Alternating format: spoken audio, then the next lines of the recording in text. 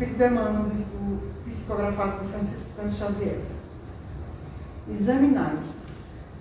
Se alguém vem ter convosco e não traz essa doutrina, não recebais em casa. João 10. É razoável que ninguém peça ao próximo de falar o que melhor lhe pareça. É justo, porém, que o ouvinte apenas retém o que reconheça útil e melhor. Em todos os setores da atividade terrestre e no curso de todas as tarefas diárias, aproximam-se irmãos que vêm ter convosco, trazendo as suas mensagens pessoais. Esse é portador de ouvinte e submissão, aquele que outro Esse é portador de convite à insubmissão. Aquele outro é um vaso de queixas e enfermices. Indispensável é que a casa terrestre não se abra aos fantasmas. Batem a porta? A prudência aconselha a vigilância. O coração é um recinto sagrado, onde não se deve amontoar resíduos inúteis. É imprescindível examinar as solicitações que avançam. Se o mensageiro não traz as características de Jesus, convém negar-lhe guarida de caráter absoluto na casa íntima, proporcionando-lhe, porém, algo das preciosas bênçãos que conseguimos recolher em nosso benefício no setor das atividades essenciais. Inúmeros curiosos que se aproximam dos discípulos sinceros nada possuem, além da presunção de bons faladores. São quase sempre grandes necessitados sobre a veste falaciosa da teoria, sem feri-los nem escandalizá-los. É justo que o devoto aprendente de Jesus lhe prodigalize algum motivo de reflexão séria. Deste modo, os que julgam conduzir um estandarte de suposta redenção passam a conduzir consigo a mensagem do bem, verdadeiramente salvadora. O problema não é de nos informarmos de alguém que está falando em nome do Senhor. Antes de tudo, importa saber se o portador possui algo do Cristo para dar. A nossa palestra é com a com a nossa colaboradora do Cineia, né? E eu vou passar agora a palavra para o Valdemar fazer a nossa prece inicial. Senhor Deus, Mestre Jesus, mais uma vez aqui reunidos em busca de conhecimento para a evolução da alma. Contamos com os Espíritos de luz, trabalhadores da casa, todo aquele que esteja presente, nos visitando. Que a nossa mestre do Ciné, a nossa palestrante, seja intuída pelos Espíritos para que tudo transcorra da melhor maneira possível. Contamos com todos os Espíritos trabalhadores da casa. Obrigado, Senhor, pelo momento. Que a paz do Senhor esteja no meio de todos nós, que assim seja.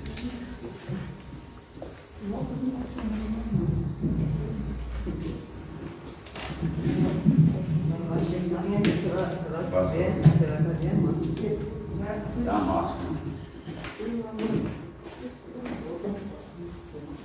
Isso aqui. Aquele ventilador. Os calorzinhos daqui.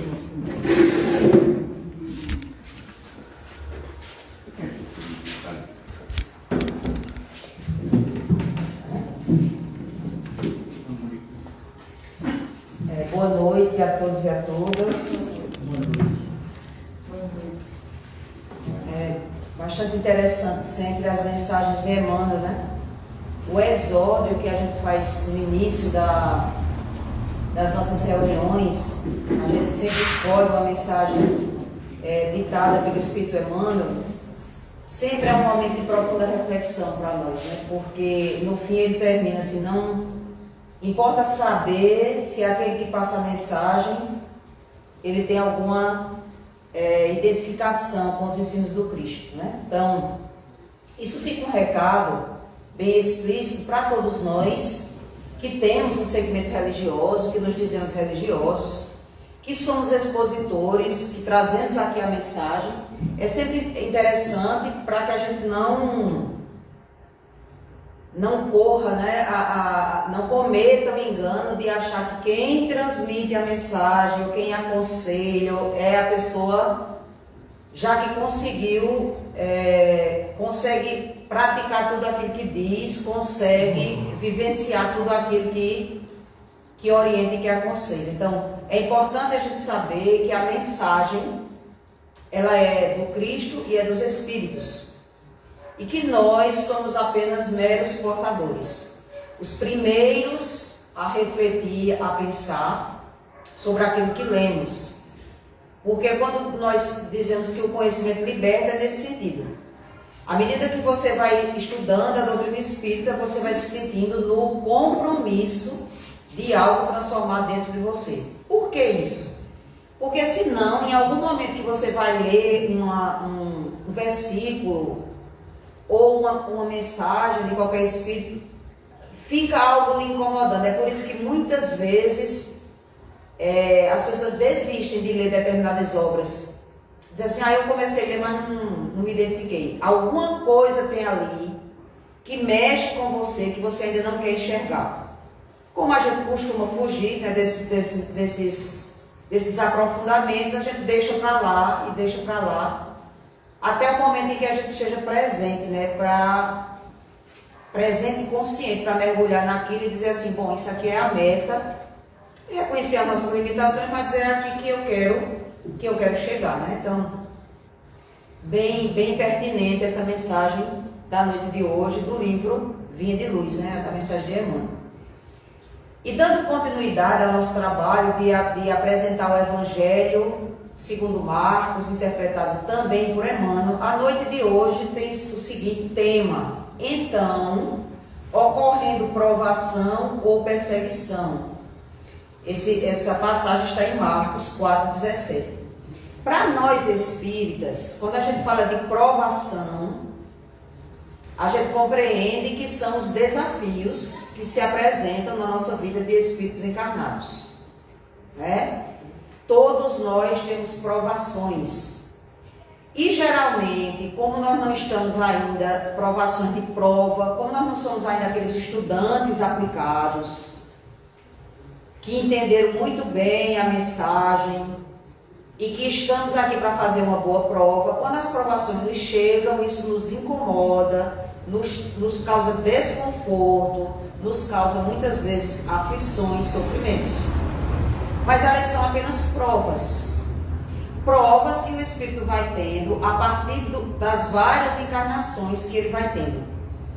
Se somos espíritos que já reencarnamos várias e várias vezes, as provas que chegarão para nós, elas são de maior dificuldade, de maior complexidade. Ao contrário de espíritos que não têm tantas encarnações, porque assim Deus não seria misericordioso, nos dá uma provação que a gente não conseguisse passar. Todas elas vêm para que a gente consiga superar e se nos sintamos ao final vencedores. A grande questão é que nós ainda não estamos preparados para as provas. Então, nós somos como aqueles estudantes que estudam o ano todo ou que brincam parte do ano, que assistem às aulas sem muito compromisso, mas quando chega o dia da prova, e o que é a prova? É mostrar se de fato ele aprendeu, compreendeu tudo aquilo que o professor ensinou, ele fica meio receoso. Assim também quem vai fazer uma prova de um concurso, de um vestibular, um Enem, as pessoas ficam um pouco ansiosas e inquietas, porque dizem, poxa, agora é a hora de mostrar todo o aprendizado. E se não passar naquela prova, naquele exame, não consegue o objetivo desejado, pelo menos não naquele momento. Às vezes precisa estudar de novo, precisa estudar mais. Tanto é que a gente conhece pessoas que passaram 4, 5, 6, 7, 10 anos estudando para fazer determinados concursos até um dia passar. Ou seja, eles não estavam preparados para a prova. E perseguição é uma palavra que também nos causa inquietação, né? Porque perseguição nem sempre está relacionada a uma coisa boa. Perseguir é insistir, persistir, estar ali o tempo todo, não deixar quieto, não deixar tranquilo. Então, perseguição é geralmente algo que nos inquieta. Mas na vida de espíritos reencarnantes, no mundo de provas e expiações, Isso é fato que vai acontecer em nossa vida mais cedo ou mais tarde. Então, para a gente entender o contexto, porque essa passagem de Marcos, ela também está relacionada à parábola do semeador, como já foi dito aqui por 2 palestrantes anteriores, 2 expositores. Então, essa é a terceira quarta-feira que a gente traz um versículo que está relacionado à parábola do semeador. Daí a gente entender a importância, a inteligência desse Espírito Emmanuel, né, que é o exegeta, o verdadeiro intérprete dos ensinos do Cristo, porque Emmanuel desmembra essas passagens evangélicas em vários e vários versículos, e ele comenta cada versículo numa profundidade enorme. Então, cada mensagenzinha dessa que Emmanuel traz é um desdobramento dessa parábola aqui. Porque Mateus, Marcos e Lucas, os 3 evangelistas, eles trazem passagens evangélicas que estão dentro do contexto da parábola do semeador. Parábola era como Jesus gostava de falar para o povo, contar histórias. Ele contava uma história e aquela história tinha muito a ver com os elementos, com os recursos que existiam para aquele povo. Jesus era bastante didático, porque ele falava de coisas que eram do cotidiano daquelas pessoas. O que a gente chama hoje de contexto. Jesus falava num contexto. Porque se a gente pegar a mensagem assim, né, fica um pouco desvinculada. Então, ocorrendo provação ou perseguição. Veja, 2 parênteses iniciam, 2 colchetes iniciam, 2 colchetes terminam. Significa dizer, tem antes uma citação, tem depois uma citação. E a parábola diz o seguinte: eis que o semeador saiu para semear. E ao semear, uma parte da semente caiu à beira do caminho, e as aves vieram e a comeram. Outra parte caiu em lugares pedregosos, onde não havia muita terra. Logo brotou, porque a terra era pouco profunda, mas ao surgir o sol, queimou-se e por não ter raiz secou. Outra caiu entre os espinhos. Os espinhos cresceram e a abafaram. Outra parte finalmente caiu em terra boa e produziu fruto, uma 100, outra 60 e outra 30. Quem tem ouvidos de ouvir, ouça. Então, percebamos que Jesus trazia o contexto, mas ele também trazia frases e palavras aí que não eram bem compreendidas por aquelas pessoas daquela época, porque ele estava falando uma linguagem, digamos assim, subliminar, né, que a gente chama. Quer dizer uma coisa, mas usa outra linguagem. E aí dentro dessa parábola, onde eu grifei aí, onde eu destaquei, mas ao surgir o sol, queimou-se, por não ter raiz, secou. Significa dizer que esse semeador saiu para semear. Ricardo explicou muito bem, com muita propriedade, o que era esse semeador na palestra da semana passada. E qual era o terreno, que é o terreno do Espírito. O semeador é Jesus, e ele semeia e semeará sempre uma boa semente. O solo fértil onde essa semente cai e germina ou não, somos todos nós, né? E aí quando diz assim, outra parte caiu em lugares pedregosos onde não havia muita terra.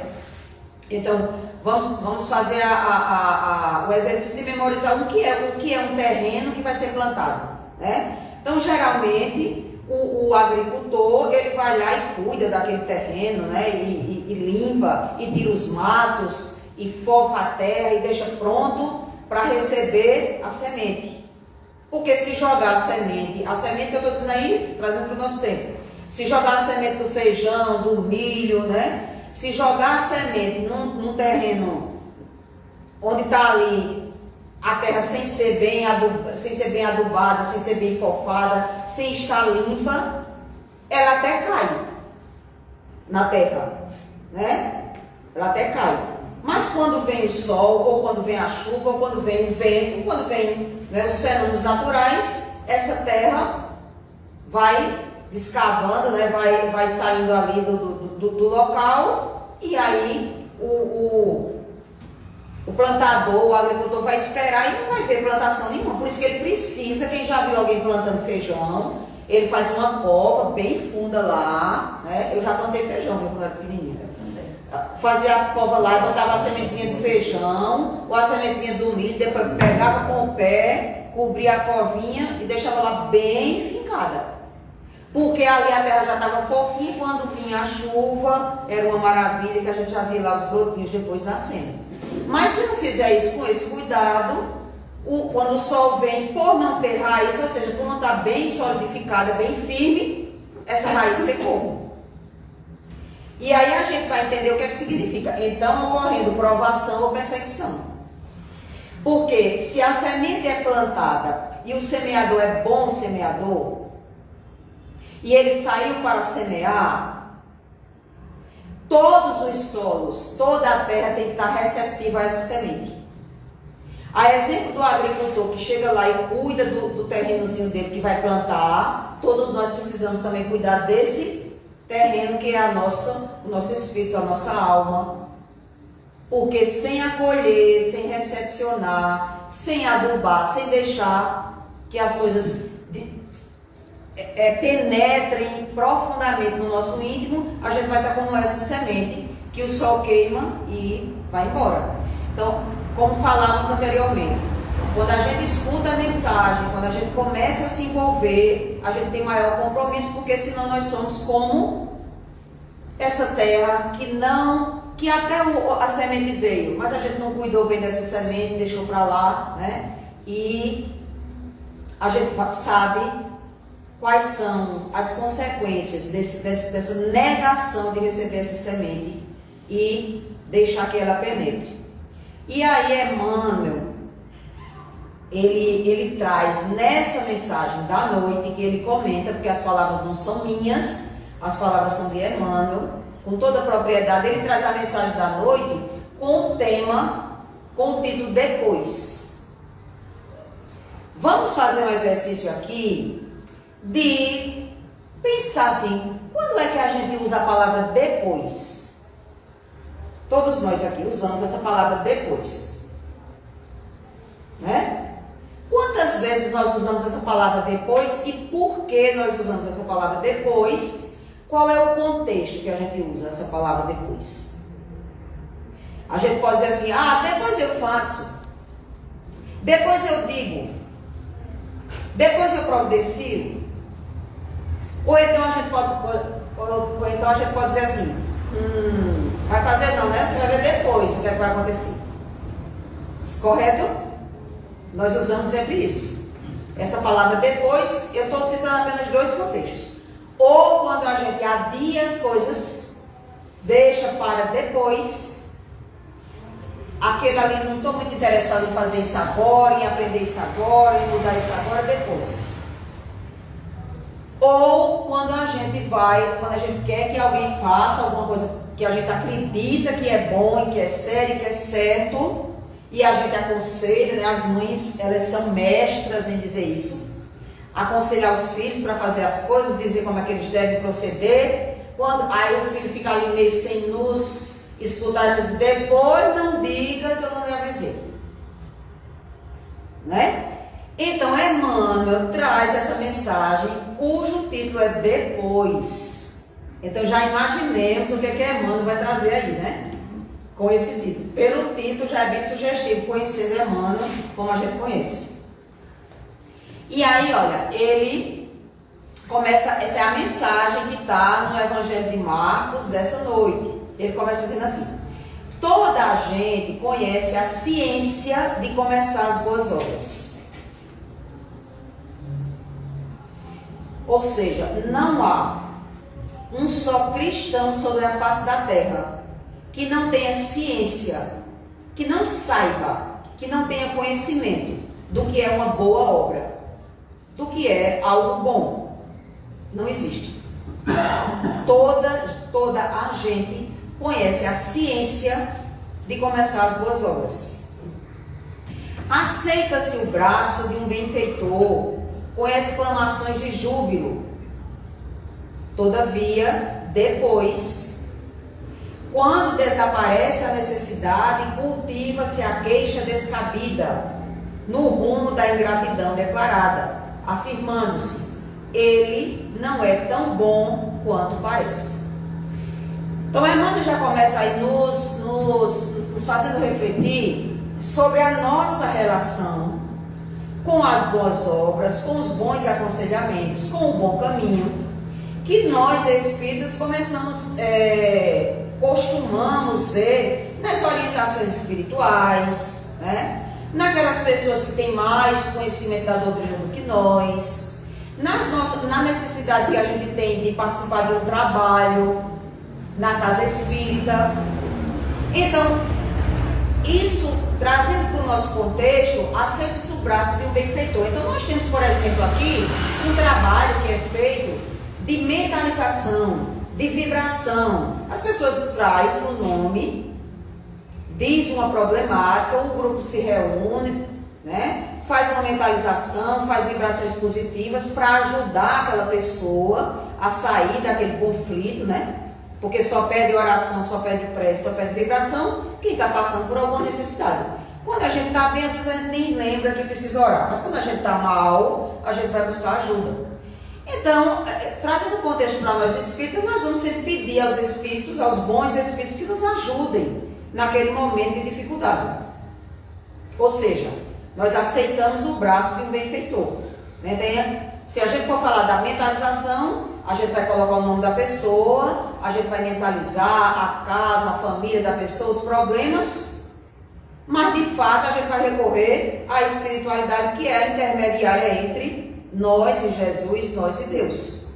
Então, não tem quem não queira ajuda com a prece, com a mentalização, com um trabalho qualquer para nos ajudar.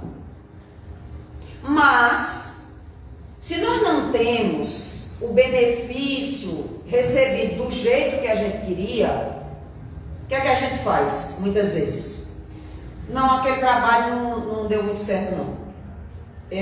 Fulano não foi bom esse trabalho, as coisas continuam ruins, não melhorou nada, né? Muitas vezes deixa de ir até a instituição. Eu estou falando de espírita, mas pode ser na igreja evangélica, né? Pede lá para o pastor fazer prece, oração, pede para o padre interceder, mas se não for bem atendido, desacredita do padre, do pastor, do trabalhador espírita, dos espíritos, do santo, de Jesus, de Deus, desacredita.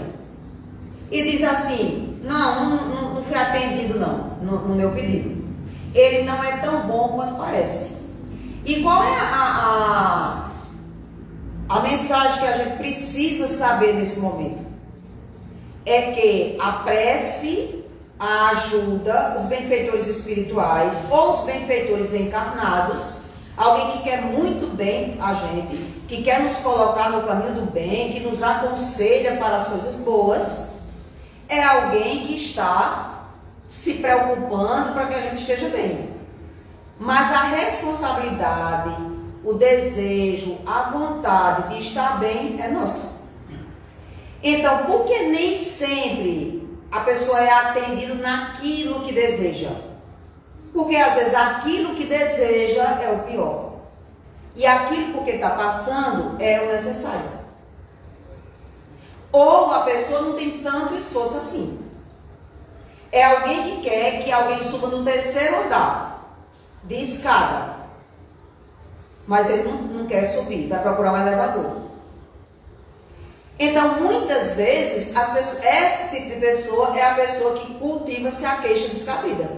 Então, a gente conhece pessoas que a gente atende, dá passe, dá água fluidificada, bota na mentalização, mas todas as vezes que vai escutar a pessoa nunca está bem. É a dor que voltou, é o problema que voltou, é o conflito que voltou. Aí o problema não é do benfeitor espiritual, porque o benfeitor espiritual não vai tirar os seus problemas. O benfeitor espiritual vai lhe ajudar a passar pelos problemas, que é diferente. É muito diferente. Mas aí é uma vez, depois, ou seja, pede ajuda, aceita-se a ajuda, mas depois, quando essa ajuda não chega daquele modo, a pessoa começa a se queixar, reclamar ou desacreditar. Quantas pessoas a gente não conhece que não tem mais fé em Deus? Não tem fé em Deus, acabou a fé em Deus. Porque queria que Deus atendesse às suas necessidades daquele jeito. Não compreendendo que as coisas não são assim. faz nenhuma reflexão, nenhuma autoanálise, ela volta a pedir ajuda em outro lugar, né? Inicia-se a missão de caridade com entusiasmo santo. Contudo, depois, ao surgir os primeiros espinhos, proclama-se a falência da fé, gritando-se com toda a força: não vale a pena. E aí a gente precisa entender o que é a missão da caridade. O que é um dos preceitos, né? O preceito espírita é: fora da caridade não há salvação. Que muitas vezes a gente confunde com a caridade material, com a caridade de dar coisas, com a caridade de matar a fome alheia, de suprir a necessidade material das pessoas.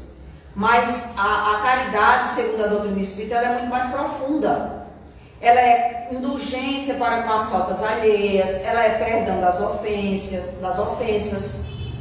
E aí eu perguntaria, quem de nós, espíritos ainda encarnados no mundo de provas e expiação, pratica essa caridade na verdadeira essência, de não se magoar, de perdoar, de não desejar mal, de entender as falhas alheias sem nenhum julgamento, sem criticar? Quem de nós já atingiu essa condição? Vez por outra, a gente vai estar caindo nessas armadilhas, e aí a gente vai entender que nós não somos ainda caridosos o suficiente. Mas qual é a caridade que a gente já consegue fazer? Se a gente já consegue fazer alguma caridade, a gente já iniciou a nossa missão. Porque a gente consegue fazer a caridade de doar coisas. Mas a forma como a gente doa as coisas nos diz como é essa caridade. A gente doa as coisas porque a gente quer parecer para a sociedade que a gente é muito bom e muito caridoso, ou é porque a dor do outro me toca profundamente, me causa sensibilidade, me faz sentir o desejo de ajudar e de amparar? Aí já muda de conotação, porque a intenção é outra. Então, essa caridade que a gente faz, que é material, mas já que começa a tocar na nossa sensibilidade, já é uma forma de caridade um pouquinho melhor do que aquela que eu dou para me livrar das coisas que não me servem mais absolutamente. Não tem mais nenhuma serventia para mim. Eu jogar fora no lixo ou dar a uma pessoa, é a mesma coisa. Por que é que eu resolvi dar a uma pessoa? Por que é que eu escolho as coisas que eu acho que ainda tem serventia para dar? Por que quando eu vou fazer um alimento para doar às pessoas, eu não penso assim, qualquer alimento serve porque a pessoa está passando fome? Eu fico preocupada em fazer um alimento que eu me alimentaria. Aí a gente já começa a entender que a gente já inicia a caridade. Mas o trabalho do bem, qualquer trabalho missionário, ele demanda esforço, persistência e perseverança, porque ao contrário de muita gente achar que é fácil fazer, não é. Não é fácil fazer as coisas, o trabalho do bem. Porque o que tem de percalço, de confusão, de desistência no meio do caminho do trabalho do bem é uma coisa impressionante. E aí a gente vai entender. Se a gente começa com aquele entusiasmo de fazer um trabalho, a gente tem que ter cuidado com essa palavra entusiasmo. Porque estar entusiasmado muitas vezes significa não racionalizar nada. Eu quero fazer tudo. Aí eu cheguei agora, eu quero fazer tudo. O que vier, feito o planejamento reencarnatório, que eu imagino que seja no plano espiritual. A gente diz assim, quando chegar lá na Terra, eu quero qualquer prova que me der, eu dou conta, pode me dar. E os espíritos sabem que a gente não faz assim, que a gente vai falir. Então, do mesmo jeito, quando a gente inicia uma missão de caridade, qualquer que seja, a gente muitas vezes começa com muito entusiasmo. Aí a gente vai uma vez, 2 vezes, 3 vezes. Depois, na 4ª vez, já começa a existir algum motivo para a gente não ir. Já começa a existir algum impedimento para a gente não ir. É alguma coisa que alguém disse lá que eu não gostei muito? É algum trabalho que a pessoa propôs que fosse alterado, que o grupo não concordou? Aí a pessoa simplesmente sai, deixa o trabalho, desistiu do trabalho. E vai buscar esse trabalho em outro lugar, em outra casa, em outra instituição, em outro lugar. Para a pessoa entender que ao surgir os primeiros espinhos, as primeiras dificuldades, aí é que a gente precisa manter a perseverança de manter o trabalho em pé ou de pé. Porque essa palavrinha aí, para quem se destina a fazer qualquer trabalho de caridade, não vale a pena, não pode ser, não pode constar no nosso dicionário. Tudo vale a pena. Pode não ser para aqueles que estão próximos de nós, para aqueles para os quais a gente está fazendo. Porque imaginemos que se um determinado grupo deixa, por exemplo, de distribuir presentes numa comunidade no dia de Natal para as crianças pobres. A gente há de convir que o mundo não vai se acabar porque aquelas crianças não receberam presente naquele dia. Porque com certeza outras pessoas estarão sendo inspiradas e intuídas a fazer um trabalho semelhante. Porque a gente vai perceber que nós não somos insubstituíveis no trabalho de caridade. Quando um negligencia, no instante aparece outro para dar continuidade. Porque os mais necessitados de desenvolver o trabalho de caridade somos nós. Então, nem que seja de maneira egoísta para dizer assim, eu estou fazendo porque eu me sinto bem, esse trabalho vale a pena. Todas as pessoas que trabalham um trabalho voluntário, que demanda um certo esforço, vai dizer assim, vale a pena. Porque o sentimento ao terminar aquela tarefa é bom para quem faz. Então, partindo desse princípio, nem que seja com uma atitude egoísta, eu repito, a pessoa diz que vale a pena. Empreende-se a jornada da virtude e aproveita-se o estímulo que o Senhor concede à alma por meio de 1000 recursos diferentes. Entretanto, depois, quando a disciplina e o sacrifício cobram o justo imposto, devido à iluminação espiritual, clama-se com enfado, assim também não.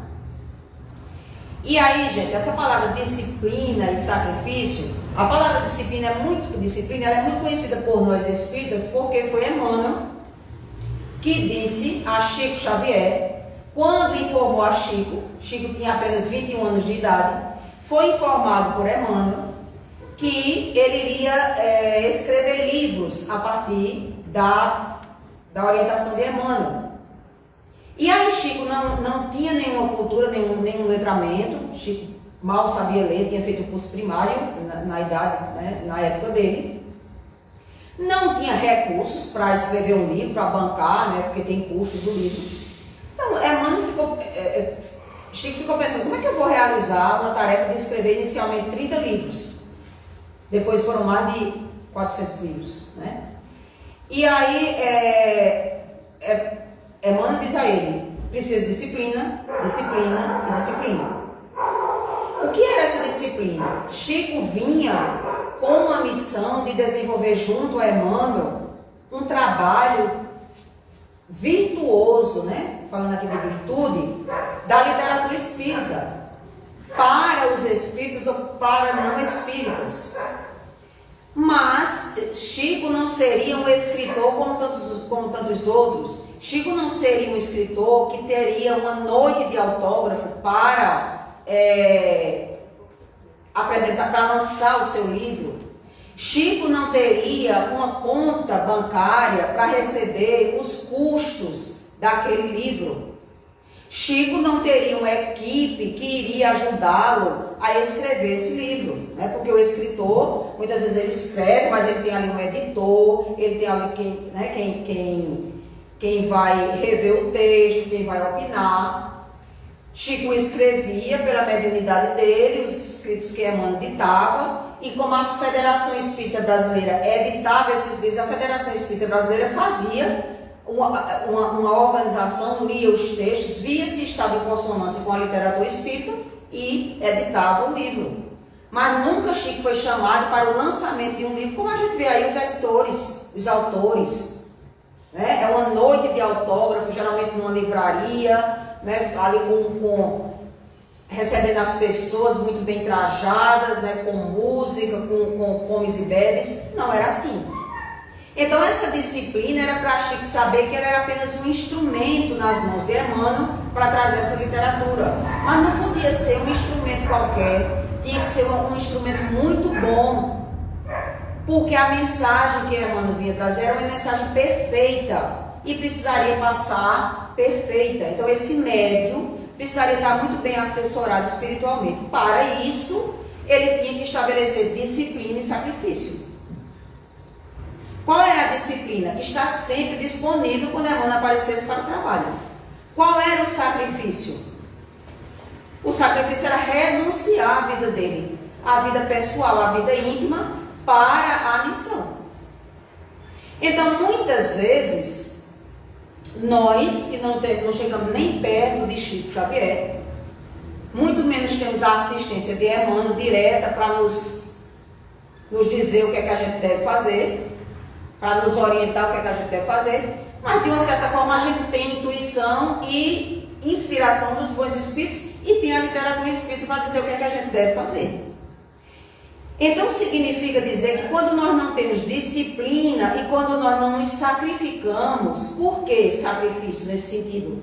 Porque muitas vezes quando a gente se determina a fazer um empreendimento que vai nos ajudar a desenvolver virtudes em nome de uma causa, a gente tem que se sacrificar de algumas coisas que é importante para nós nesse momento. Para a gente entender um pouco o que é que quer dizer não servir a Deus e a mamon. Então, quando a gente estabelece um compromisso, a gente tem que saber que aquele compromisso precisa da nossa dedicação. E aí a gente não pode chegar no final dizendo assim também não, é exigir demais de mim, né? Quantas vezes a gente escuta companheiros dizer, eu virei santo, agora foi que não faço mais nada, só vou me dedicar a uma causa, a gente não tem mais vida pessoal. Não é isso, não é isso. A gente tem sim vida pessoal, porque a gente vive no mundo e somos cidadãos do mundo. Agora, de novo, se a gente já compreende qual é a missão de estar envolvido numa obra que envolve iluminação espiritual, não é do outro, é minha. É nossa, é sua. A sua iluminação espiritual depende da forma como você conduz as coisas. Como nós não somos essas pessoas assim, tão, digamos assim, tão disponíveis ou já com tanto mérito de conseguir essa iluminação espiritual sem sacrifício nenhum, a gente precisa sim estabelecer disciplina para aquilo que a gente quer. Porque a gente não pode estar lá e cá, como se aquilo fosse uma diversão para a gente, né? Então, você já imaginou o que seria, por exemplo, de um pastor que ele é responsável por aquela igreja, ele é responsável por fazer o culto, ele é responsável por orientar aqueles fiéis, os trabalhadores, se esse pastor dissesse assim, não, hoje eu não estou com vontade de abrir a igreja.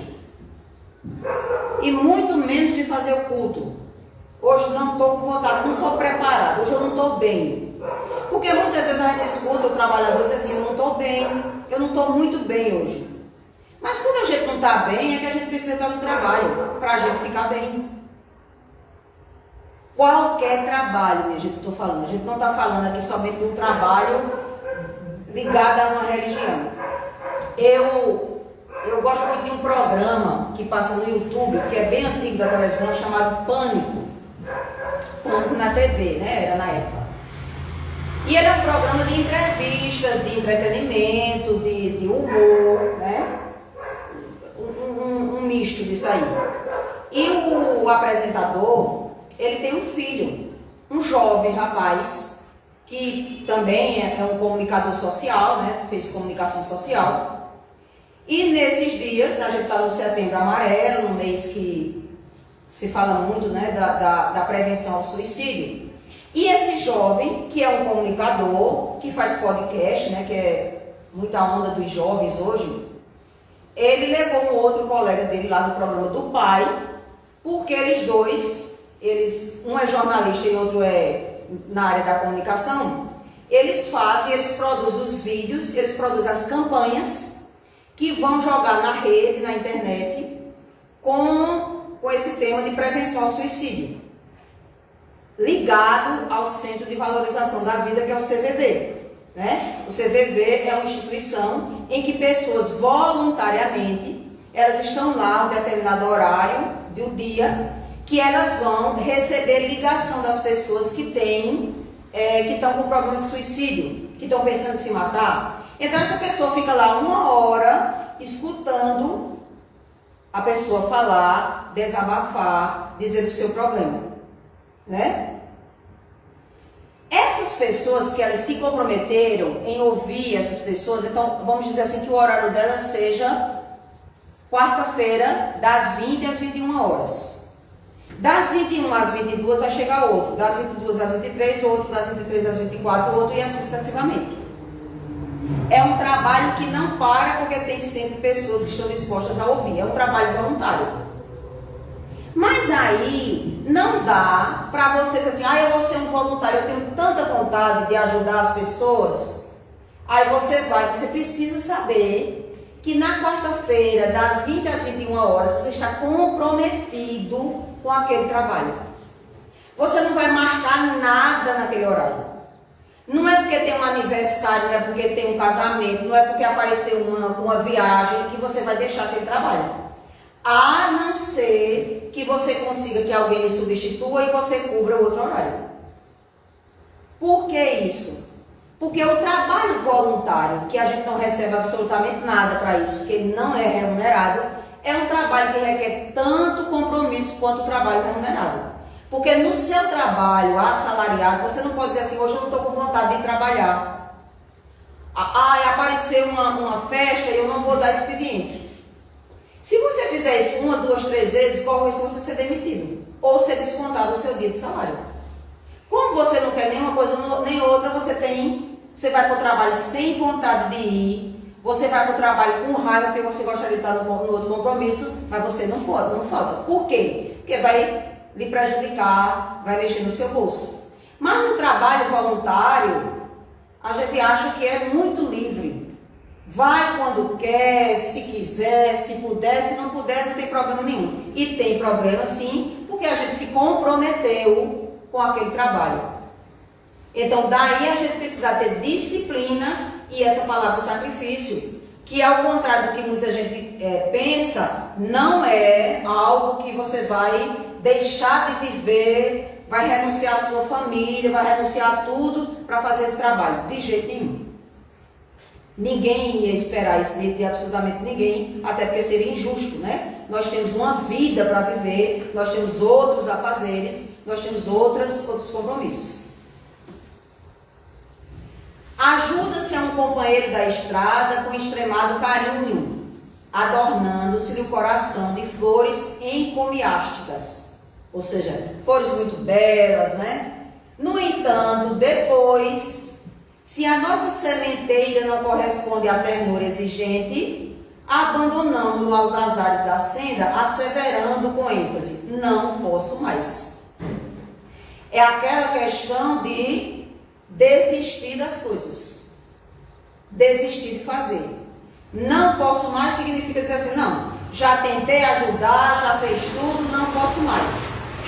O que significa esse não posso mais? É não fazer mais nada por ninguém? É desistir de ajudar quem quer que seja? Ou é entender que por mais que você diga ao outro, que você ajude, isso é com os nossos filhos, com os nossos cônjuges, com os nossos amigos, com o colega de trabalho, a gente sempre se procura quando nos é pedido, né? Porque muitas vezes a gente não nos é pedido, a gente quer aconselhar. Quando nos é pedido, a gente diz, olha, faz isso, não faz assim, não age dessa forma. Mas deixa a pessoa agir com seu livre-arbítrio, porque era assim que Jesus fazia também. Jesus, que tinha toda a misericórdia, ele passava a mensagem quando falamos da semente. Se o outro não queria receber, não era o tempo, o outro receberia depois. Mas Jesus não ficava ali dizendo, você tem que fazer isso dessa forma, porque senão assim, nunca ficou. Muito menos nós que não temos condição para fazer isso. Mas quando a gente diz assim, não posso mais, é porque tem muita gente que desiste de fazer as coisas. Diz assim, eu já fiz muita coisa, eu já ajudei muito, mas hoje não ajudo mais ninguém, porque não vale a pena. Por quê? Porque a pessoa se decepcionou, né? Essa semana eu tive um exemplo de uma pessoa que tinha feito um favor para outra pessoa, um favor sem a pessoa saber, né? pessoa não tinha completado o trabalho, ela disse assim, eu vou completar esse trabalho. E aí foi ligar depois para dizer, olha, estava faltando algumas coisas, eu completei o trabalho, mas ainda faltou uns ajustes, você faça, porque senão você não vai receber um tal benefício e tal. Quando a gente diz isso, o que é que a gente espera que o outro diga do outro lado? Não é? A gente espera, que bom, obrigado, valeu, eu vou concluir rapidinho. Sabe o que a pessoa disse?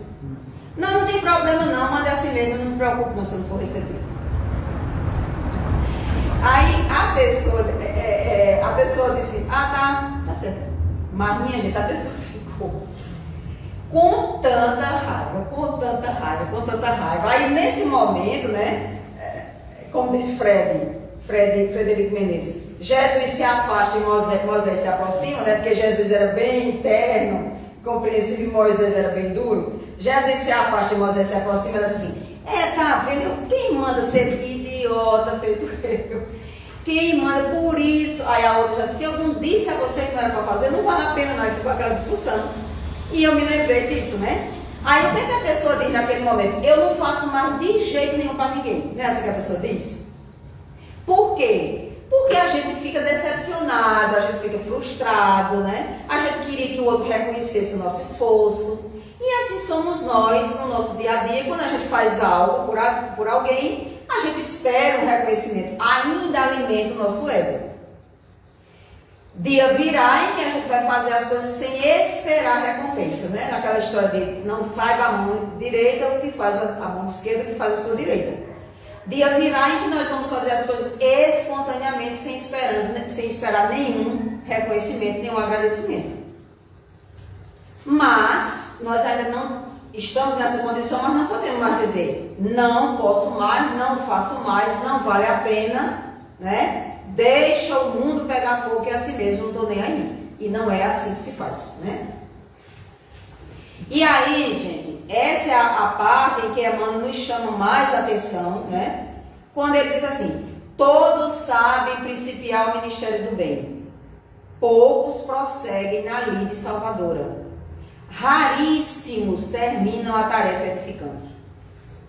Entretanto, por outro lado, as perigosas realizações da perturbação e da sombra se concretizam com rapidez. Um companheiro começa a atrair os seus compromissos divinos e efetua sem demora o que deseja. Outro enceta a plantação do desânimo e lesto e rápido alcança os fins a que se propõe.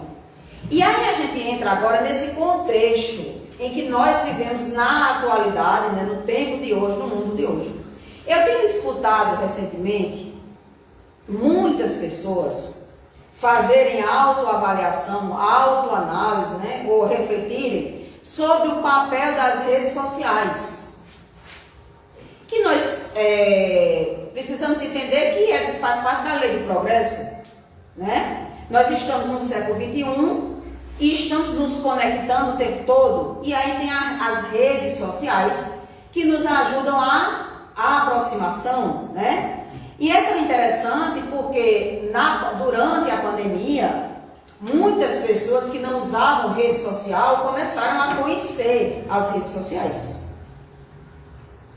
Mas como todo lugar ou toda ação que precisa e que envolve diferentes pessoas, com uma série de diversidade de interesses, de pontos de vista, de concepções, né? As redes sociais são ali, em tese, um território livre, onde as pessoas vão expressar as suas opiniões. E aí você vê de tudo na rede social. Basta que você acesse lá um pouquinho, você vai ver de tudo. Mensagens positivas, mensagens negativas, mensagens que trazem bom ânimo, mensagens que incitam a violência, que incitam o ódio, né? Mensagens que são absolutamente falta de tempo útil, de toda forma tem. Aí, a gente diz assim, a rede social, vamos nos desconectar das redes sociais. Vamos dar um tempo nas redes sociais. Sueli Caldas Schubert tem um livro chamado Mentes Interconectadas. Nós espíritas sabemos que a conexão, as mentes, os pensamentos, elas estão o tempo todo. Elas estão conosco o tempo todo. Elas estão nas nossas relações de encarnado para encarnado. Porque o tempo todo aqui eu estou falando, vocês estão pensando, uns estão aqui, outros não estão aqui, estão pensando em outras coisas, e assim naturalmente. Outros que estão em casa estão aqui assistindo, mas não estão prestando atenção, outros estão prestando atenção, isso é absolutamente normal. Por quê? Porque nós não conseguimos controlar o nosso pensamento, a não ser que a gente se concentre naquilo. Então, quando é algo que nos toca profundamente, a gente se concentra um pouquinho mais. Quando é algo que não nos diz muito respeito, a gente se desconcentra. Então, essas mentes que estão conectadas, elas estão conectadas com ou sem rede social. Porque o problema não é a rede social. O problema é o uso que a gente faz da rede social. Porque eu fico pensando assim, quando você diz assim, eu vou dar um tempo, mas isso é muito comum, as pessoas dizerem assim, eu vou dar um tempo de rede social. E o que é que você vai fazer com esse tempo? Não é? Porque você diz assim, olha, eu dedicava, se eu fosse contabilizar, eu dedicava umas 3 horas das 24 horas do meu dia para estar alimentando rede social. Facebook, Instagram, Telegram, WhatsApp, o que tiver, né? Twitter, o que tiver. TikTok, né? Agora que as pessoas usam também. Quanto tempo eu dedicava às redes sociais? Eram 3 horas por dia? Eu agora não vou mais usar a rede social por 3 horas por dia. Sim, mas vai fazer o quê nas 3 horas por dia? Vai fazer o quê? Porque você vai precisar ocupar esse tempo com outra coisa, né? Esse tempo que você ocupa está sendo útil para quem? Para você somente e para outras pessoas. Nesse tempo disponível, você faz o que desse tempo? Porque o que você está pensando, o que você está sentindo, o que você está produzindo, o que você está doando, vale muito a pena você refletir sobre o seu tempo. Aí o que é que acontece? O que eu vejo assim? O tempo todo as pessoas passam um tempinho, feito aquele fumante que diz assim, eu preciso deixar de fumar. Ou aquele cara que bebe muito e diz, eu preciso dar um tempo. Aí ele passa um tempo e depois ele volta a praticar a mesma coisa. Porque o problema não é a rede social, o problema é a mudança de comportamento e de atitude que você não teve. Aí você saiu de um espaço achando que você, só por não estar lá, né, você já estaria se melhorando, mas você não fez nada, absolutamente nada, para transformar esse seu tempo em algo produtivo. E o que é algo produtivo para o universo? Não é aquilo que eu faço somente para mim, não. Porque eu posso ficar trancada dentro de casa, dedicando 1 hora toda vez a me debruçar sobre toda a literatura espírita. Mas eu não faço absolutamente nada pelo mundo, pelos espíritos, pelo universo daquele que eu estou estudando. Então aquele tempo está servindo somente para mim, de maneira egoísta. Talvez o mal seja menor do que eu estar na rede social incitando violência. Mas é ociosidade. É desperdício de tempo.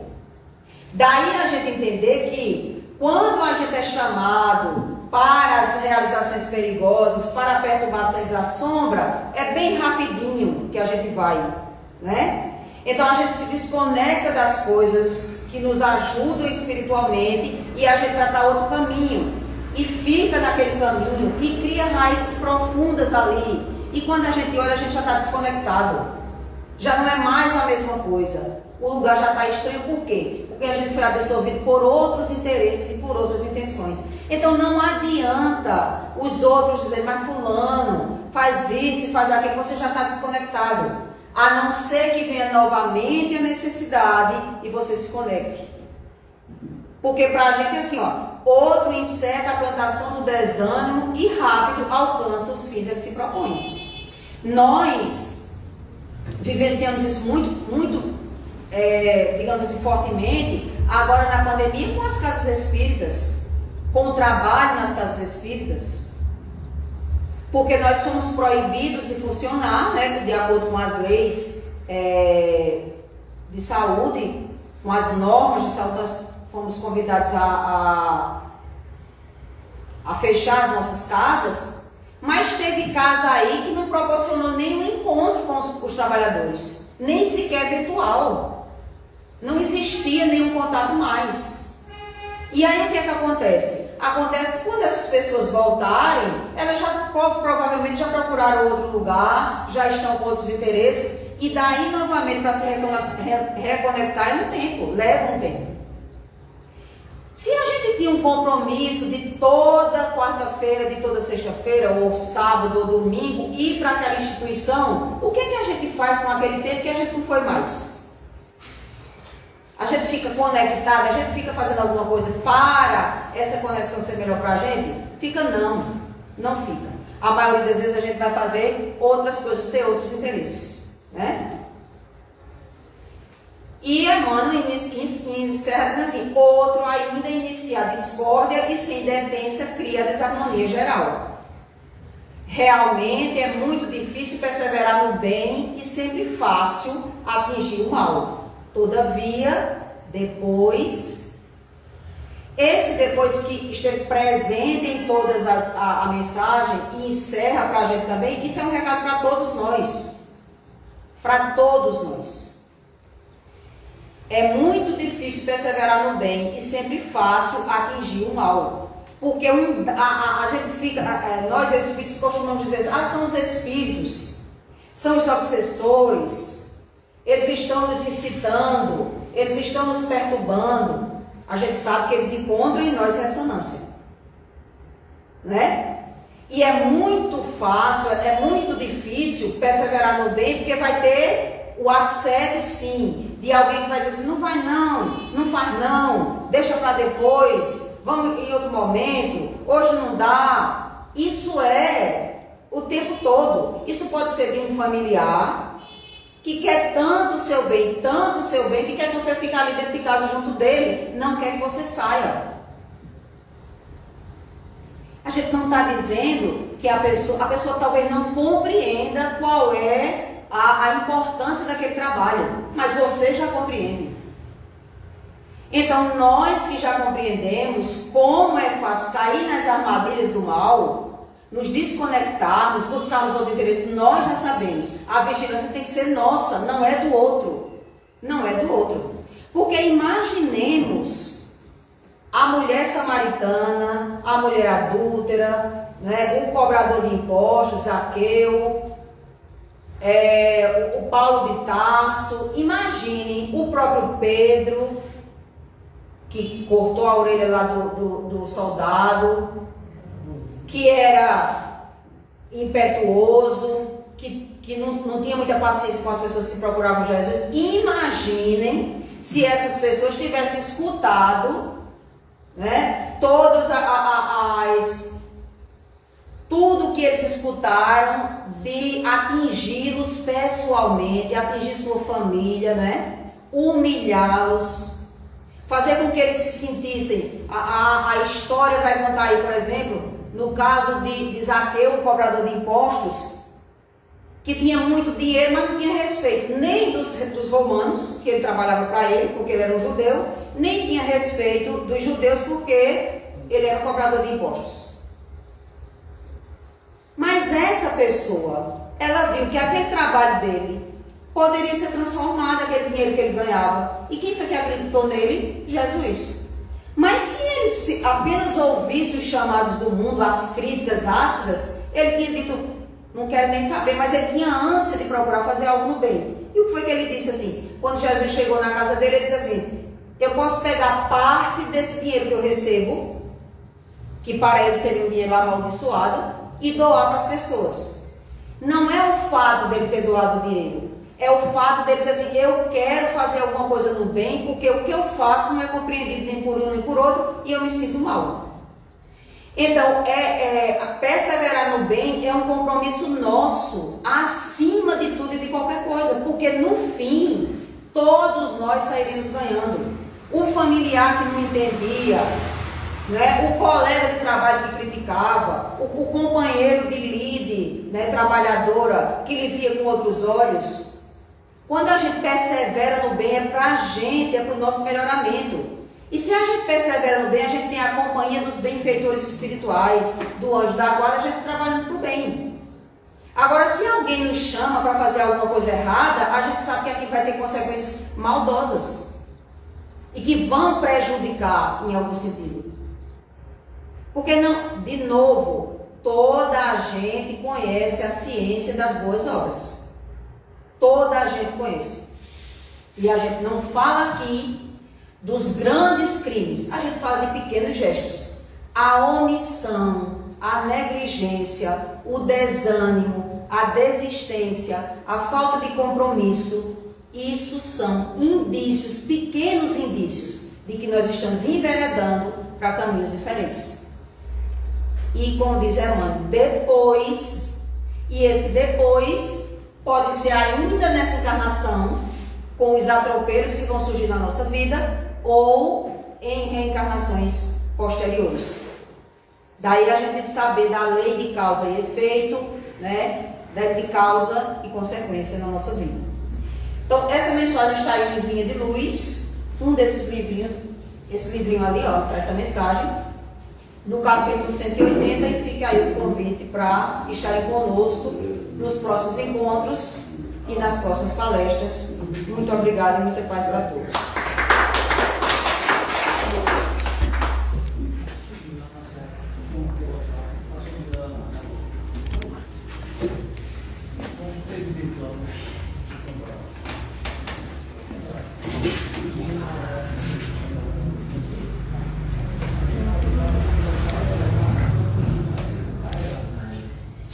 Obrigada, Lúcia, pelo ensinamento, né? E que a gente possa refletir, que não deixe para depois. Né? Nós temos na casa, na quarta-feira, na quarta e sexta-feira, as palestras públicas, que são de 20 horas às 21 horas. Na terça-feira a gente tem a mentalização, como a Lucina já falou, que é um trabalho que a gente faz para as pessoas que estão com necessidade, estão doentes, estão com, pensando em suicídio, então tem assim, vários problemas, né, de saúde e de alma, que a gente fica aqui, reúne um grupo na terça-feira, de 7 às 7h40, 7h30. Mas essas pessoas que dão nome, endereço, precisam estar ligados também com a gente e com a espiritualidade amiga que trabalha junto. No domingo, nós temos o Evangelho, né, no lar, que é das 18 às 18h30. Tem um estudo na Não. A casa agradece para vocês. Nós temos o passe individual.